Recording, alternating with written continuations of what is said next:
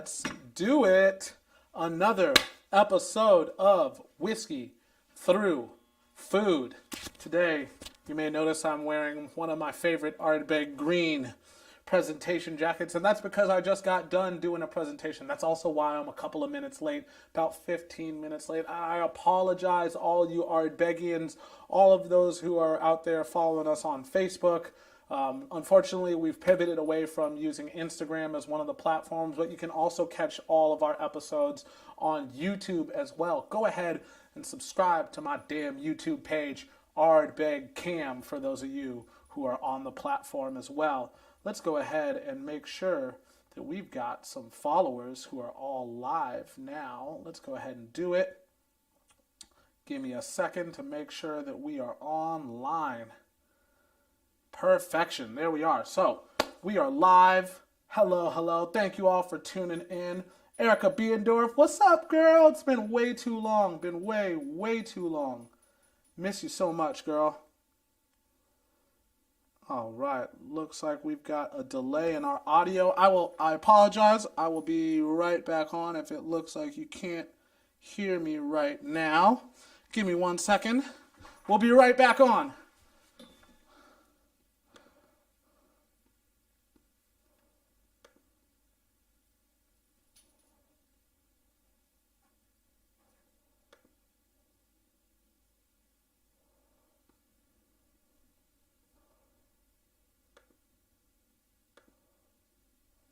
All right, there we are.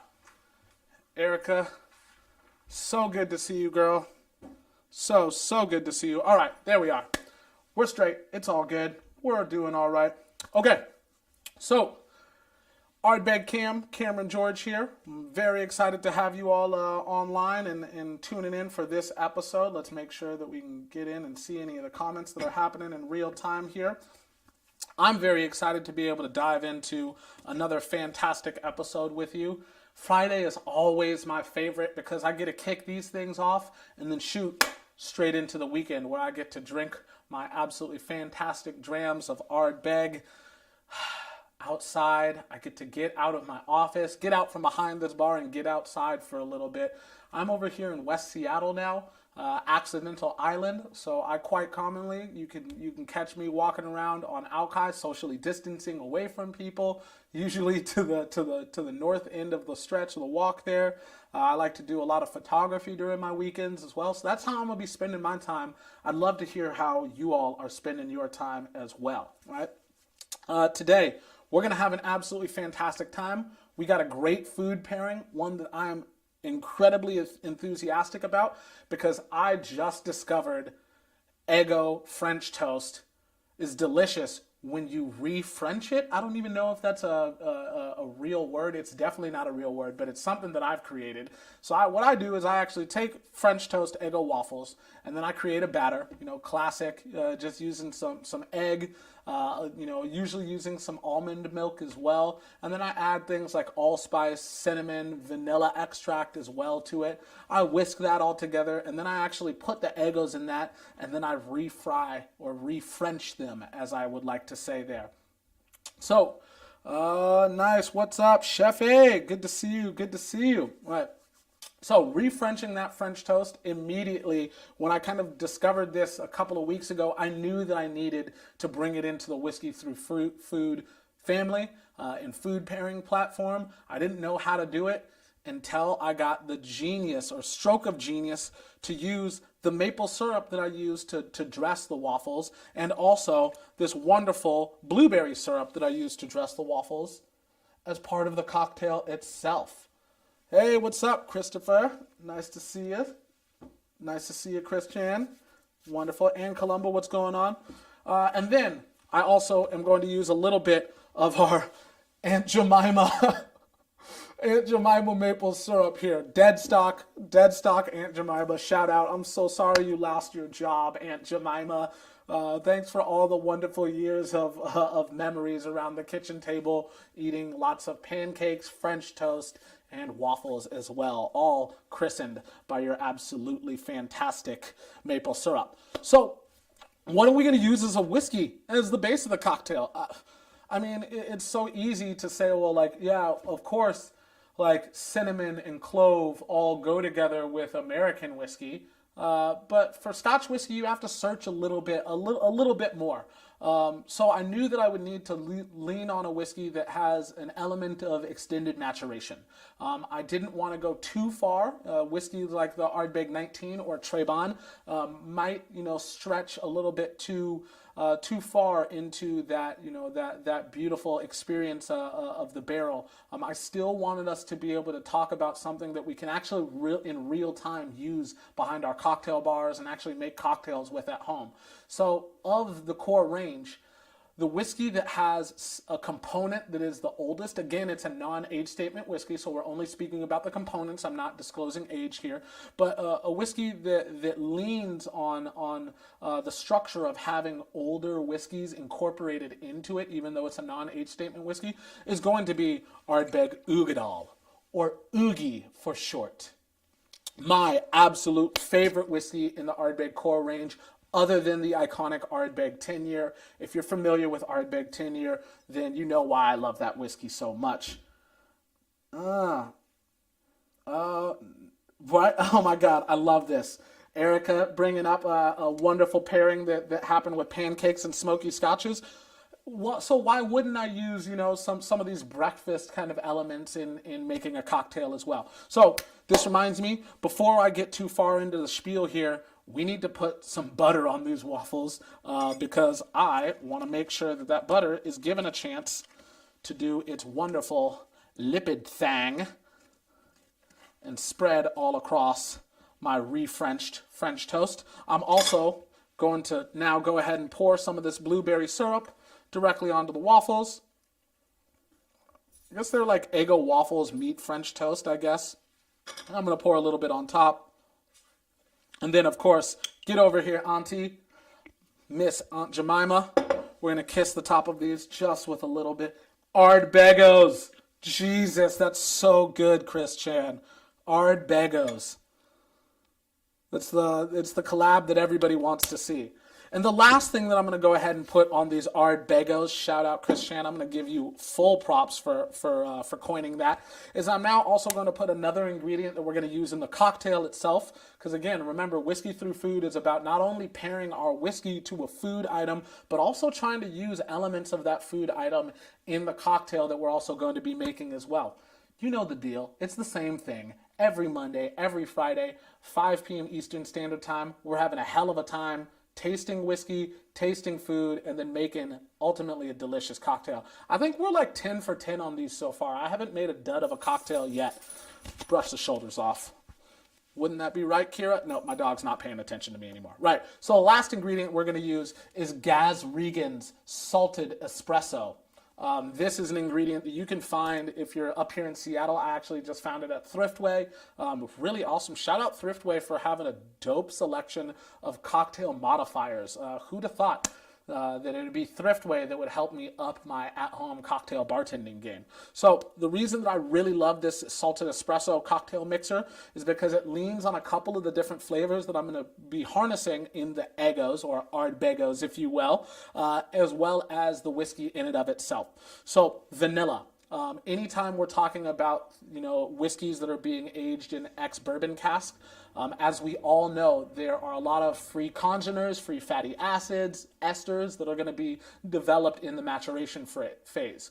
One of the key components that makes up what we know as Quercus alba, or American oak, is what we call lignin, right? Lignin. So that lignin, whenever you toast it and then char it, the byproduct, or the degradation of it, a byproduct of that degradation is what we called vanillin, right? So whenever we hear, like, oh, this whiskey smells like vanilla, it's actually that chemical compound vanillin that's actually lending that quality to us.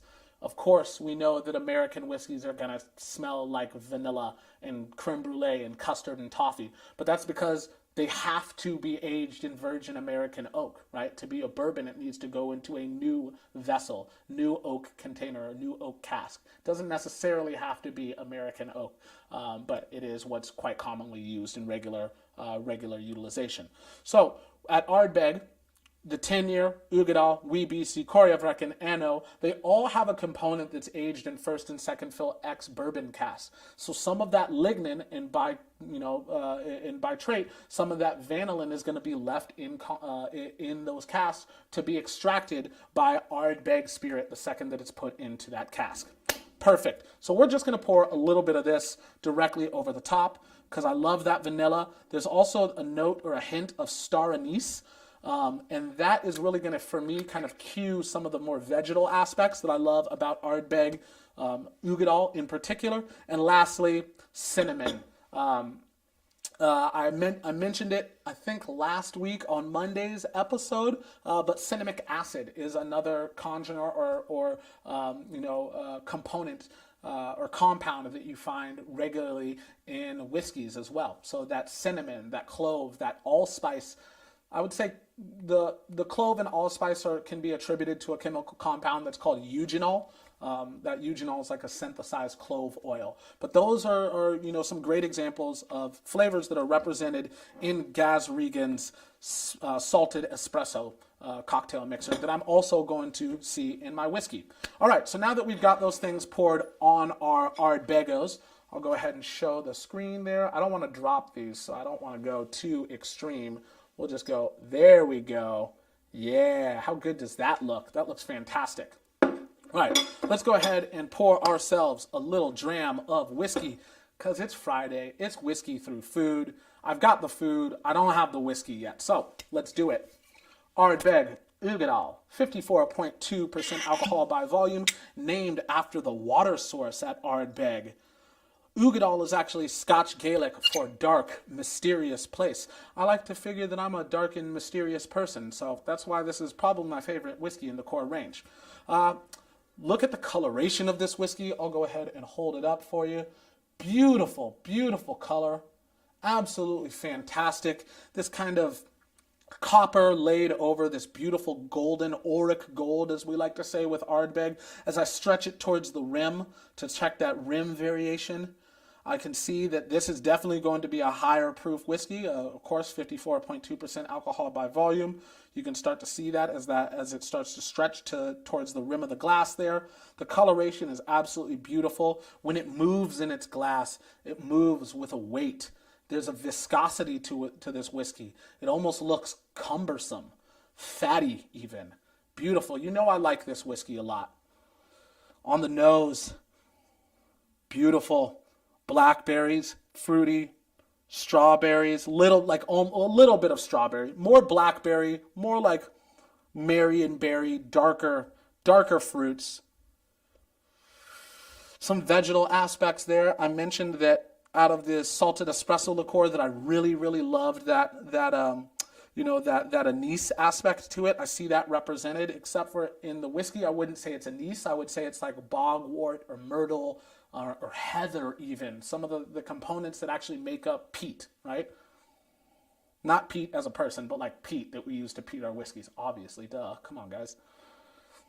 All right, let's go ahead and try this whiskey. Down the hatch, here we go. Slanjava, happy Friday. We made it. All right, let's do it.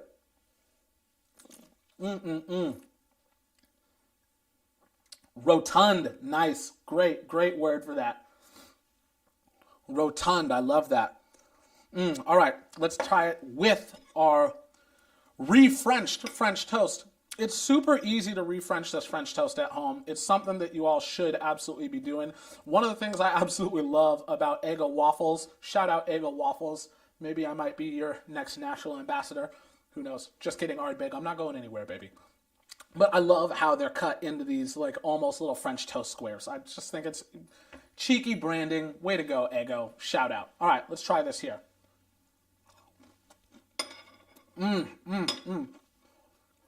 This is how Eggos are meant to be enjoyed. Re-Frenched. The French toast Eggo waffle needs to be re-Frenched to live its best life. That whiskey, absolutely fantastic. Amplifies the cinnamon aspects from the French toast, as well as from Gaz Regan's salted espresso cocktail mixer. Absolutely delicious. The fruity aspects run parallel between the whiskey and the blackberry syrup. sorry, blueberry syrup that we used. Let's go ahead and take another try.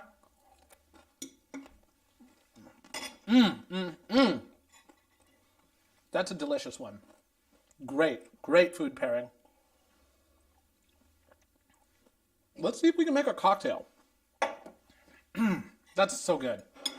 All right, let's talk cocktails. So, the food pairing, refrenched French toast Eggos, or Ardbegos, as Christopher Chan called them, and wonderful shout out again. We had a little bit of butter. That butter that we added on top is going to kind of mimic some of the fattiness, the lipid qualities of this delicious whiskey Ardbeg Uigeadail that's going to play as the base of our cocktail. The rich dark fruit that's going to be imparted via a component that's aged in sherry casks, or Oloroso sherry casks to be particular. Is going to be, again, mirrored by the fact that we're going to use a blueberry syrup as the sweetening agent for our cocktail. And then also the vanilla and the almost coffee-like aspects that I saw represented in our food pairing are going to be amplified by using Gaz Regan's espresso mixer. All right, let's get down to business. Cocktail mixing vessel secured. Secure the bag right there. All right, we're going to need an absolutely fantastic measuring device. Your jigger is your best friend as an at-home bartender. If you're a real bartender, maybe you free pour. I don't know, free pour. Maybe use a jigger, eyeball it. You got the skills. You know how to do this damn thing. All right. So I'm going to start this cocktail off with 2 ounces of Ardbeg Uigeadail, or Oogie for short. Again, meaning dark, mysterious place. Add some style into your jigger utilization. Whoop, there it is. Next, we're going to amplify all of those coffee notes, all of that cinnamon vanilla notes. We're going to add about a ½ ounce of this cocktail mixer. I love it because it's actually not incredibly sweet. Again, knowing that cocktails are a balance between spirit, sugar, bitters, and water, it still leaves us a little bit of room to play with our the elements that are going to add sweetness to the cocktail. So let's go ahead and remove the lid to this blueberry syrup, and we're going to use 1 bar spoon of this. That's going to give us a great coloration. I'm super excited about that.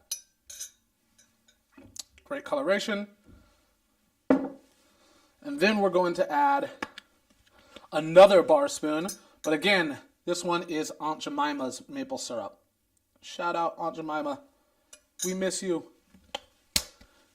Remember, sugar, bitters, and water are the other things that we need to add now. So we're going to go ahead and add a wonderful bittering agent.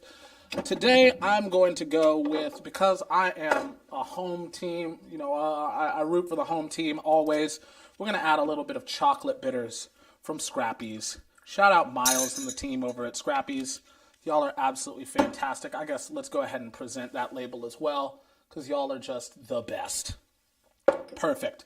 Now let's go ahead and add a little bit of ice.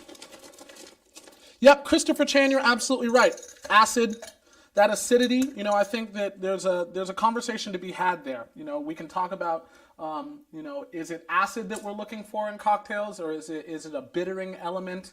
The tannins, I think, can substitute for acidity. So if it's not one, it's got to be the other. But you're absolutely right. We do have to have an element of balance there. So there needs to be something to engage those, those tannin receptors, or those things that whenever acid or tannins are present, kind of start to get you to salivate and get your juicers kind of going there, right? All right, let's at the same time add some ice to our glass here. This cocktail's for me, so I'm just gonna use my hands. Something animalistic about drinking Ardbeg, so you don't need to do it too refined, I say, as I have a wonderful sports jacket on and a handkerchief puffing out of my pocket here. All right, let's go ahead and stir the cocktail for dilution. Oh no, and we left our strainer over in the kitchen, but again, this is at-home bartending, baby, so you use whatever you got around. So I got a solution for us, don't you worry. Awesome. Thank you for the comment on the video quality. I appreciate that. It's been such a weird, kind of trial and error approach to this as we transition into needing more digital solutions. It's this wasn't my skill set, but I have absolutely embraced being an ambassador from home. Shout out to Ardbeg and the team at Moet Hennessy for supplying me with everything that I could possibly need to do this job from home. So they hooked me up with the Sony A7 III camera. Sony, if you're going to be shooting, use the best. Why not? All right, let's go ahead and now strain our cocktail. Remember, I just left my strainer over there. I can see it in my kitchen, but it's too far because I love the camera and I don't want to be off screen, baby. So let's go ahead and whoop, because these are my tools. It's my home. I would never do this at a cocktail bar. I don't even like nesting my tens at a bar. Boom, there we go. Absolutely fantastic. And of course, to garnish, it wouldn't be right if I didn't just use one of the Ardbegos as the garnish of the cocktail. I think that that's absolutely fantastic. Let's go ahead and nom a bite of this. Perfect, perfect, perfect. And let's go ahead and take a sip of the cocktail.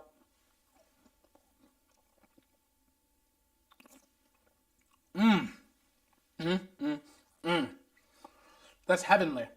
It's fruity. It's got all of those baker spices that we absolutely love.